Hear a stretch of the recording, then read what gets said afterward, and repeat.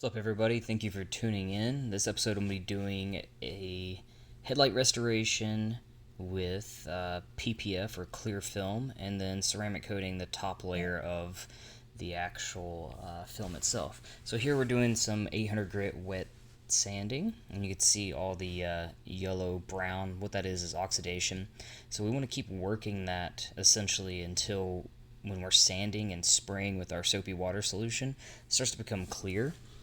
Speeding this up, obviously, so that way we're not in real time spending 5 to 10 minutes watching a sanding video. But already you can start to see the soapy water solution start to turn more of a clear to a white, and that's what you want to see.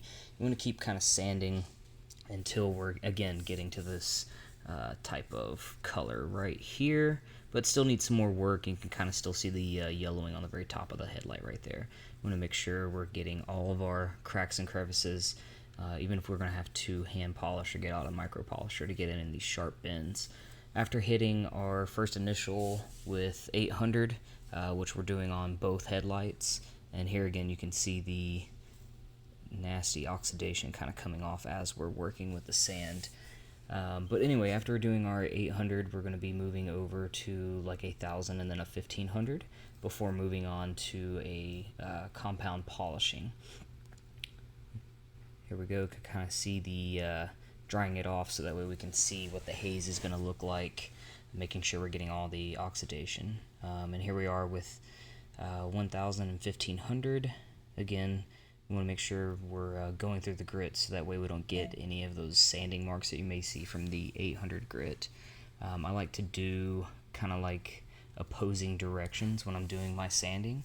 So I'll start, horizontal, work vertical, work horizontal. Kind of depends on how many actual sanding steps I feel I'm going to need on these headlights. But quite frankly, 1500 did it just well, and especially for me having to go back and polish. And again, don't forget those small cracks and crevices like you can see here. Do our wipe, our final wipe. You can see the oxidation is gone. Now you just see that 1500 grit haze that you see on here. And moving on to our polishing. So my 4-inch Rupes, however you want to pronounce it, was actually being used by another employee, so pulled out the Atom Swirl Killer. This is a 4-inch on a Rupes yellow, it's like their wool cutting pad. And then I'm actually using their coarse compound for this first initial pass here. It was the first thing that I had readily available, but any type of compound realistically will work when you're doing your polishing on your headlights. If there's something that you prefer, here you go, you can kind of see that optical clarity start to come back. Look at that. And this is, again, just from one quick pass, a little photo for the customer.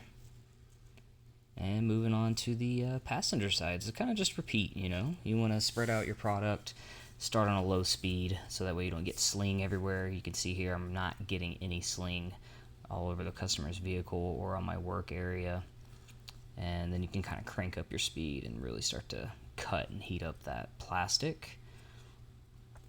And then I did another quick finish, but I used like a medium or a polish, and that was just, Rupes actual polish. I believe it's their yellow one.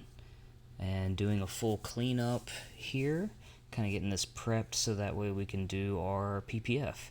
And here we are using like a alcohol and water solution to clean the area and clean in between the actual lights and the panels themselves.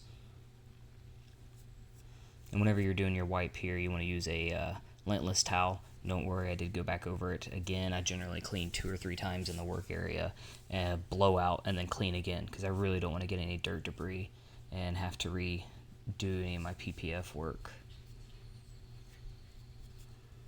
And with this particular one, what I'm doing is actually using a gel type of application, but it does have some soap added in there. And then of course I'm spraying slip on the back of the film itself, kind of let it glide a little bit more. But when you have like some complex curves like this, gel is really going to help.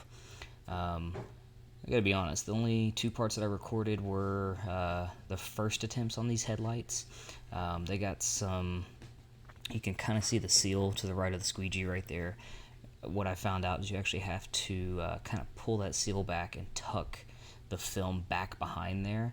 Otherwise, you really don't get proper alignment. But we want to get this kind of tacked down, and then we can start with our manipulation and our stretching of the headlights, because the back, or the further back part of the headlight has a whole lot of complex curves, and this film goes around and actually wraps underneath the headlight almost right to where it meets up on the bumper. So probably one of the harder headlights that I've done, and kind of show you some stretching that was needed on this.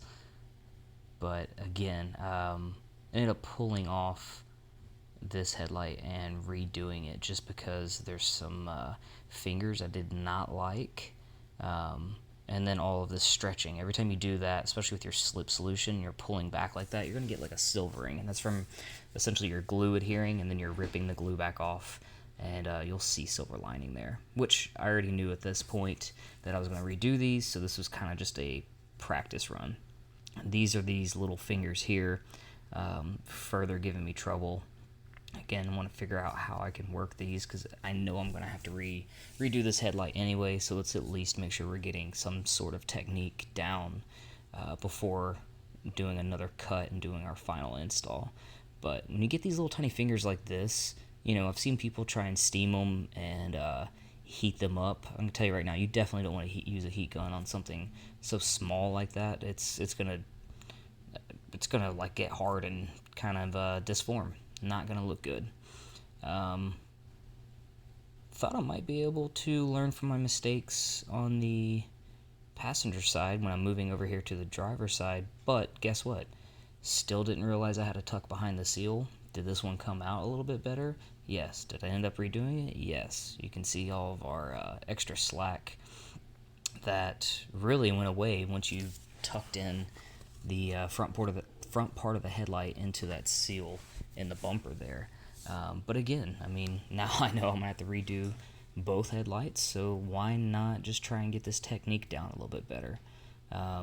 Same problem down here on the bottom, right? Getting those little tiny fingers, and you can see them, they look like jagged edges down there, right? Never gonna get rid of those, never.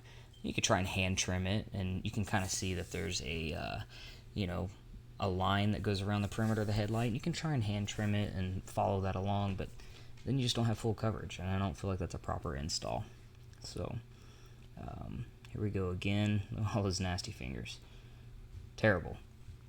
What we're gonna do though is rip these back off, reprint them, and tuck them into the seals. Once I was able to tuck those into the seals, all of this fingers kind of went away in the back. Stretched it just a little bit, tacked it down with steamer. Look how clear these are, and just another level of gloss with that Xpel Ultimate Plus. But what I'm doing from here is, again, we're going to have to rip it off, but once I do my final install, I'm doing a top coat with a ceramic, and that is their Fusion Ceramic by Xpel. Thanks everybody for watching.